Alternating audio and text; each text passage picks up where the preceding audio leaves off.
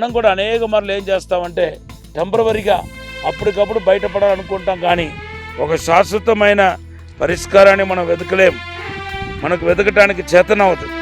ఈరోజు ప్రభు మాట్లాడుతున్నాడు, ఇటువంటి పరిస్థితులను ఏం చేయాలి? దేవుని దగ్గరికి రావాలి, ప్రభు చెంతకు రావాలి. యేసుక్రీస్తు నామములో మీ అందరికీ శుభములు తెలియపరుస్తున్నాను. ఈ 5 నిమిషాల వాక్య ధ్యానం అనేది మీకు ఆశీర్వాదకరంగా ఉంటుందని నమ్ముతున్నాను. ఒక్కరోజు కూడా మానవద్దు. ఈవెన్ ఒక్కరోజు మానేసినా కూడా ఇంకా తర్వాత మానేయాలని అనిపిస్తాయి. కాబట్టి ఈ వాక్య ధ్యానం మీకు ఖచ్చితంగా ఆత్మీయంగా తోడ్పడుతుంది. కాబట్టి మీరు ఒక్కో రోజు కూడా మానకుండా 5 నిమిషాలు కాబట్టి ఈ సమయాన్ని సద్వినియోగపరచుకోవాలని కోరుతున్నాను. మీకు ఏదైనా ద్వారాలు ముయ్యబడి ఉంటే ముయ్యబడిన ద్వారాలు దేవుడు తెరచుకోబోతున్నాడు. ముయ్యబడిన తలుపులు తెరచుకోబోతున్నాయి.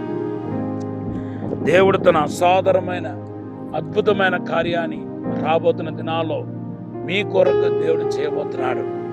అంతేకాదు, మీరు పశ్చాత్తాపడుతున్నారు. మీలో కొంచెంమంది పాప నిమిత్తం పశ్చాత్తాపడుతున్నారు. ఒక వ్యక్తి పశ్చాత్తాపడటానికి ఎటువంటి ఆశీర్వాదాలు అయితే బైబిల్లో ఉన్నాయో అవన్నిటినీ దేవుడు ఈరోజు మీకు సిద్ధపరుస్తున్నాడు. మిమ్మల్ని ఆశీర్వదించి హెచ్చించబోతున్నాను మాట్లాడుతున్నాడు. ఈరోజు దేవుడు మీకు ఇచ్చిన వాగ్దానం మార్కు సువార్త 11:23.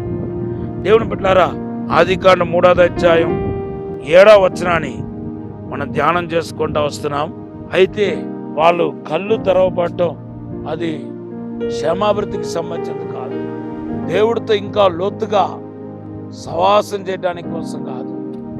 రాబోతున్న దేవుని యొక్క ప్రణాళికను, దేవుని చిత్తాన్ని అధ్యయనం చేయటానికి కోసం అది తెరవబడిన కళ్ళు కాదు. అది దేవుని బిడ్డలారా, అలాగే ఏదైతే వాళ్ళు కళ్ళు తెరవబడగానే అంజూరపు ఆకును వెతుక్కొని దాన్ని వస్త్రముగా ఎలా అయితే తోడుకున్నారో అది కూడా సరి అయినది కాదు. దేవుని దృష్టిలో సరి అయినది కాదు. తర్వాత అది శాశ్వతమైనది కూడా కాదు. ఈరోజు దేవుని బిడ్డలారా, ఎందుకు అంత ఆవేశం, ఎందుకు అంత ఆలోచన? ఈ ఆలోచన ఎందుకు ముందు రాలేదు? ఇవన్నీ ఆలోచించాల్సి అనిపిస్తుంది. ఆదాము అక్కడ ఎవరున్నారని శరీరాన్ని కప్పుకోవాలనుకున్నాడు. అక్కడ అవ్వ ఉంది, తన యొక్క భార్య ఉంది, అలాగే తన భర్త ఉన్నాడు. సో వారిలో ఉన్న ఆ యొక్క నేరారోపణ మనస్సాక్షి ఏదైతే ఉందో దేవుని బిడ్డలారా, వాళ్ళు గద్దించటం వలన వాళ్ళు సిగ్గుపడాల్సిన పరిస్థితికి వచ్చింది. వాస్తవానికి చెప్పండి, ఆ చంటిబిడ్డ మనసును పోగొట్టుకున్నారు. ఏ చంటిబిడ్డలైనా వస్త్రం లేదని అప్పుడు బాధపడరు.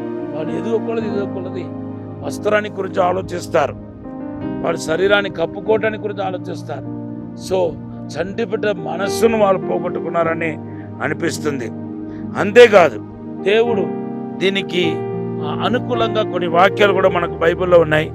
యోబు గ్రంథం 16:15, మొదటి రాజుల గ్రంథం 20:32, తర్వాత విలాప వాక్యం 2:10, అలాగే యోవేలు 1:8 చూస్తే ఆ దినంలో ఏం చేసేవాళ్ళంటే గోని సంచి దొరికేవాళ్ళంట. ఈ గోని సంచి ఎక్కడితో వచ్చేది? దేవుని బిడ్డ చెట్ల నుండి తీయబడేది అనమాట. ఎదురుకర నుండి తీయబడేదే ఈ గోని సంచులు అనమాట. సో అలాగే ఆ క్రమంలోనే మన ఆదాము వస్త్రాన్ని ఒక అంజురపాకును తీసుకుని తొడుక్కున్నాడు, కానీ దేవుడు దాన్ని అంగీకరించలేదు. ఎందుకు అంగీకరించలేదంటే అది కాదు ప్రాయశ్చిత్తం. వారి పాపాన్ని ఒప్పుకొని వాళ్ళ తప్పును గ్రహించాలి. సాతానుకు వాళ్ళకున్న సంబంధాన్ని తెగదెంపులు చేయాలి. దేవుడితో మళ్ళా సమాధాన పడాలి. కానీ అటువంటిది ఏమీ కనపడలేదు. అంతేకాదు, వాళ్ళు వెతికింది శాశ్వతమైన సొల్యూషన్ కాదు.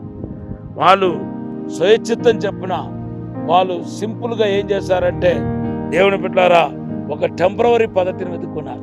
మనం కూడా అనేక మార్లు ఏం చేస్తామంటే టెంపరవరీగా అప్పటికప్పుడు బయటపడాలనుకుంటాం, కానీ ఒక శాశ్వతమైన పరిష్కారాన్ని మనం వెతకలేం. మనకు వెతకటానికి చేతనవదు. ఈరోజు ప్రభు మాట్లాడుతున్నాడు, ఇటువంటి పరిస్థితులను ఏం చేయాలి? దేవుని దగ్గరికి రావాలి, ప్రభు చెంతకు రావాలి, ప్రభు పాదాలు పట్టుకొని అడగాలి. అది ఒక్కటే నా ఆశీర్వాదానికి తీసుకెళ్తే తప్ప మరి ఏది కాదని ఈరోజు దేవుని బిడ్డలని మీరు గ్రహించాలని కోరుతూ నేను ఒక చిన్న ప్రార్థన చేస్తాను. పరిశుద్ధము నమ్మకమైన పరలోక తండ్రి, మా నిర్ణయాలు, మా ఆలోచనలు ప్రభా నీ చిత్తంగాని పక్షముగా అది శాశ్వతం కాదని విషయాన్ని ఈరోజు మీరు మాట్లాడి ఉన్నారు ప్రభా. మీరే నాయన ప్రతి ఒక్కరిని ఆశీర్వదించి దీవించి బలపరచండి ప్రభా. నీ నుండి తొలగిపోని మనసు దయచేయండి. నీ నుండి నాయన వేరైపోయే మనసు తొలగించండి ప్రభా. మీరే తాకుమని దీవించి బలపరిచి అద్భుతం జరిగించి అభిషేకం తెచ్చి నడిపించమని బలపరచమని యేసు నామములో అడిగి వేడుకుంటున్నాం తండ్రి. Amen. Have a blessed day.